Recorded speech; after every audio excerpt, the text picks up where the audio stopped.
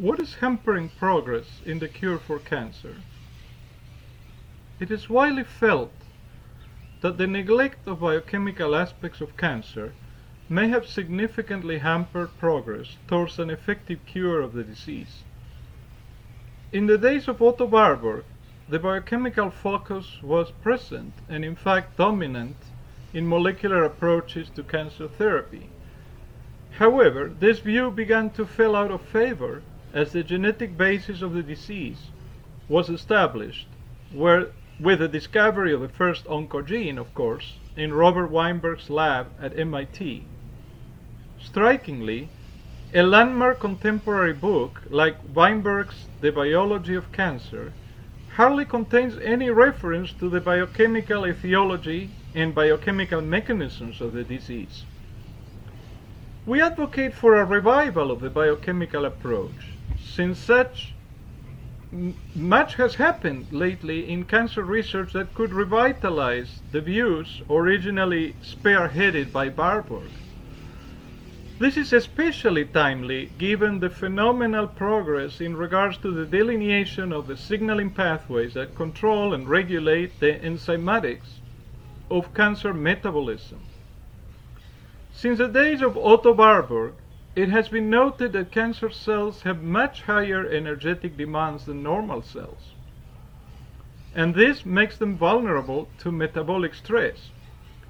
The sensitivity of cancer cells to sustained decreases in the AMP-ATP ratio is now widely established, and recent therapeutic strategies are attempting to harness this fact. In this regard, the type 2 diabetes drug metformin is being carefully evaluated as an anti-cancer agent due to its inhibitory impact on the mitochondrial respiratory chain, suppression of hepatic glucose production, and decrease of the insulin-induced suppression of fatty acid oxidation. It is now well established, in fact, that metformin inhibits the electron transport chain complex 1, thus becoming a major exogenous disruptor of energy homeostasis in the cell.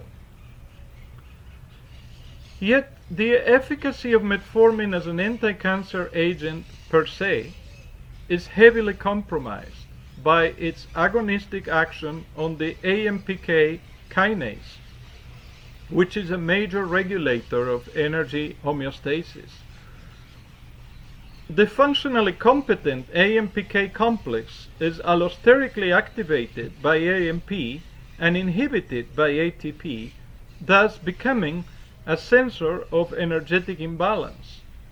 When activated, AMPK inhibits anabolic processes such as fatty acid synthesis and protein synthesis, while promoting catabolic pathways for fatty acid oxidation and glucose transport through vesicle-to-plasma membrane translocation of GLUT4.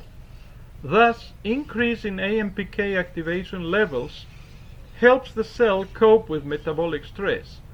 In this context, AMPK becomes clearly an oncogene, in sharp contrast with the tumor suppressor role often attributed to it. On the other hand, metformin is an AMPK agonist, simply because it alters the AMP-ATP ratio but has no direct effect on AMPK.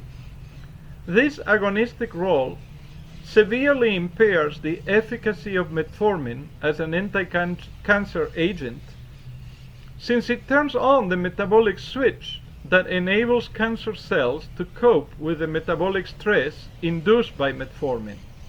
Ergo, to position metformin or simply intense physical exercise as anti-cancer agents acting by imposing metabolic stress on the cancer cells, we need to edit out the agonistic effect exerted by these agents upon AMPK.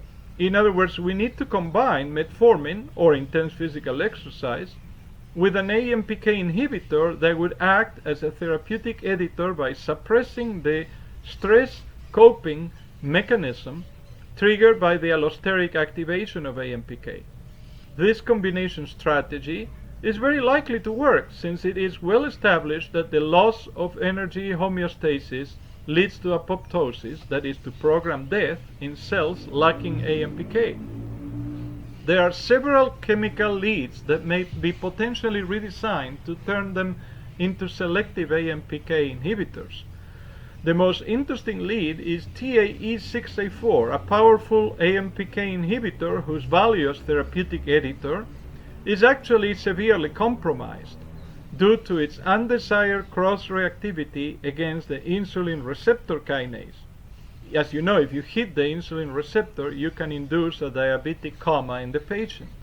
It would be necessary to exploit the selectivity filters provided by epistructural analysis, and coming from the wrapping technology, in order to dial out the anti-insulin receptor activity of TAE6A4 while retaining, or hopefully and possibly enhancing, its inhibitory impact against AMPK through wrapping-based redesign.